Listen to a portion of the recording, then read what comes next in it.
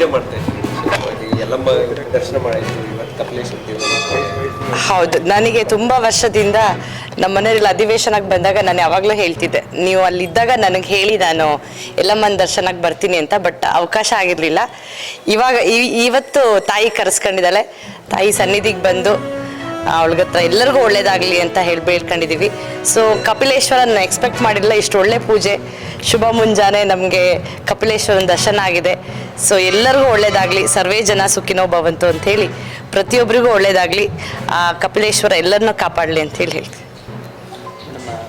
ನಮ್ಮ ಮನೆಯವ್ರ ಮೇಲೆ ಆರೋಪ ಬಂದಿತ್ತು, ಇಲ್ಲೇ ಆಗಿದೆ ಬೆಳಗಾವದಲ್ಲಿ ಅವ್ರ ಮೇಲೆ ಅನೇಕ ಆರೋಪ ಬಂದಾದ್ಮೇಲೆ ಇಡೀ ಬೆಳಗಾವಿ ಜಿಲ್ಲೆ ಸುತ್ತಾಗಿಸಿದ್ರು. ಆ ನಿಟ್ಟಿನಲ್ಲಿ ಇವತ್ತು ಇಲ್ಲ, ಇದು ನಮ್ಮ ಪಕ್ಷದ ಎಲ್ಲ BJP ಕಾರ್ಯಕರ್ತರ ಅಪೇಕ್ಷೆ ಆಗಿತ್ತು. ನೀವು ಒಂದ್ಸಲ ಬನ್ನಿ, ಕುಟುಂಬ ಸಮೇತ ಬನ್ನಿ ಅಂತ ಕರೆದಿದ್ರು.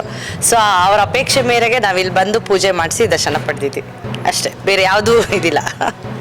Thank you. ಮಾಡಿದ್ರೆ ಕರ್ಮ ದೋಷವನ್ನು ಕಡಿಬೇಕು ಹಾಗೆ ಅಂತ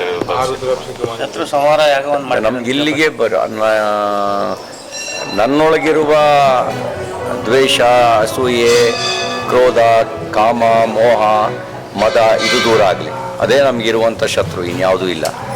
ನಾನು ಹೊರಗಡೆ ಯಾರನ್ನೂ ಶತ್ರುಗಳು ಅಂತ ಭಾವಿಸೋದಿಲ್ಲ. ಎಲ್ಲವೂ ಆಯಾ ನಿಮಿತ್ತ ಮಾತ್ರ. ನಮ್ಮೊಳಗೆ ಯಾವುದಿದ್ದಾವೆ ಎಲ್ಲ ಕೆಟ್ಟ ಗುಣಗಳು ದೂರ ಆಗಲಿ. ಕಪಿಲೇಶ್ವರನಲ್ಲಿ ಏನು ಪ್ರಾರ್ಥನೆ ಮಾಡಿದ್ದಾರೆ? ಭಗವಂತನ ಹತ್ರ ಹೋದಾಗ ಏನೂ ಕೇಳಬೇಕು ಅಂತ ಅನ್ಸೋದಿಲ್ಲ. ದಂಪತಿ ಸಮೇತ ನಮ್ಮಿಂದ ಒಳ್ಳೇದು ಮಾಡಿಸ್ಲಿ, ನಮ್ಗೆ ಒಳ್ಳೇದಾಗಲಿ. ದಂಪತಿ ಸಮೇತ ಬಂದು ಈ ಒಂದು ವಿಶೇಷ ಪೂಜೆ ಆ ಥರ ಯಾವುದೂ ಇದಿಲ್ಲ.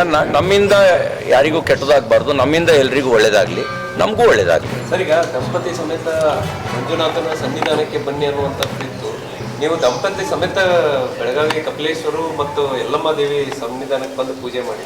ನಾನು ಆ ವಿಷಯದ ಬಗ್ಗೆ ಏನೂ ಪ್ರತಿಕ್ರಿಯಿಸಕ್ಕೆ ಬಯಸೋದಿಲ್ಲ. ಎಲ್ಲವೂ ಕೆಟ್ಟಗಳಿಗೆ ಅಂತ ನಾನು ಭಾವಿಸ್ತೇನೆ.